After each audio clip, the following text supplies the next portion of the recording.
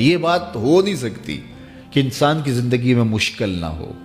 جب انسان کو پیدا کیا گیا تھا، اس کا خمیر گویا گیا تھا، تو 39 دن تک اس کے خمیر پر مٹی جو گوندی گئی تھی انسان بنانے کے لیے، اس پر 39 دن دکھوں کی بارش ہوئی تھی اور ایک دن خوشیوں کا می برسا تھا۔ تو انسان کی زندگی میں خوشیاں اور غم اس تناسب سے ہیں۔ لَقَدْ خَلَقْنَا الْإِنسَانَ فِي قَبْضٍ۔ انسان کی زندگی مشقتوں کا مجموعہ ہے، حالات کی تلخیوں کے سے مقابلہ کرنا پڑتا ہے، لیکن حالات مشکل ہو جائیں تو ان سے نکلنے کا راستہ کیا ہے؟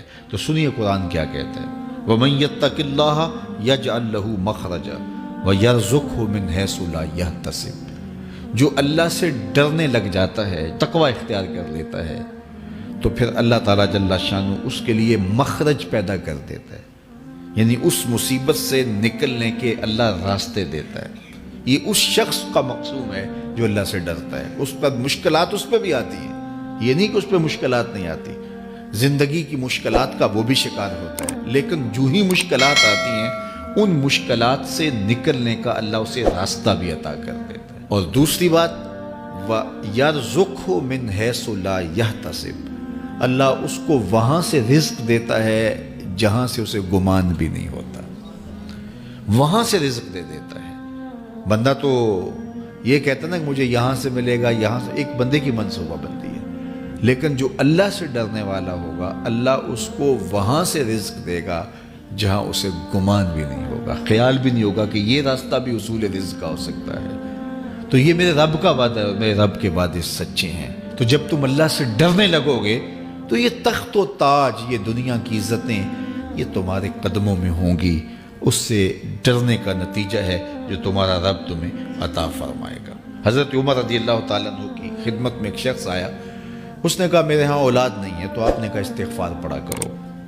ایک دوسرا شخص آیا کہ صاحب بارشیں نہیں ہوتی، فرمایا استغفار پڑھا کرو۔ تیسرا شخص حاضر خدمت ہوا اور کہا کہ ہمارے ہاں قحط کا عالم ہے، فرمایا کہ استغفار پڑھا کرو۔ تو کوئی پاس بیٹھا تھا، اس کے اٹھ کے جانے کے بعد کہا کہ مختلف لوگ مختلف سوال لے کر آئے اور آپ نے ایک ہی جواب دیا کہ استغفار پڑھا کرو۔ تو کہا میں نے اپنی طرف سے تھوڑا دیا، یہ تو میرے رب کا فرمان ہے۔ کہا وہ کیسے؟ کہا سورہ نوح پڑھو، فَقُلْتُ اسْتَغْفِرُوا رَبَّكُمْ۔ حضرت نوح علیہ السلام نے اپنی قوم سے کہا کہ اپنے رب کے حضور استغفار کیا کرو، اِنَّهُ كَانَ غَفَّارًا۔ اس کا نتیجہ کیا ہے؟ جب تم استغفار کرو گے تو وہ تمہارے گناہ بخش دے گا۔ ایک تو فائدہ اس کا یہ ہوگا، وَيُرْسِلِ السَّمَاءَ عَلَيْكُمْ مِدْرَارًا، آسمان سے موسلادھار بارشیں بھی برسیں گی، وَيُمْدِدْكُمْ بِأَمْوَالٍ وَبَنِينَ، اور اللہ تمہیں استغفار کی برکت سے مالا مال بھی کر دے گا، وَبَنِينَ، اور تمہیں بیٹے بھی عطا کرے گا، وَيَجْعَلْ لَكُمْ جَنَّاتٍ وَيَجْعَلْ لَكُمْ أَنْهَارًا، تمہیں باغ بھی عطا کرے گا اور تمہیں چلتی ہوئی نہریں بھی عطا فرمائے گا۔ آج میں سمجھتا ہوں کہ پاکستانی قوم کو اجتماعی استغفار کی ضرورت ہے۔ آپ کے دریاؤں کا پانی سوکھ گیا، استغفار کریں گے اللہ تعالیٰ ان کو پانیوں سے مالا مال کر دے گا، بارشیں ہوں گی، قحط سالیاں دور ہوں گی، بے اولادوں کو استغفار سے اولاد نصیب ہوگی، اور معیشت کی بہتری جو ہے وہ استغفار کے ذریعے سے ہوتی ہے۔ تو یہ 5 چیزیں بیان فرمائیں، تو استغفار سے خوشحال زندگی کا تصور ابھرتا ہے۔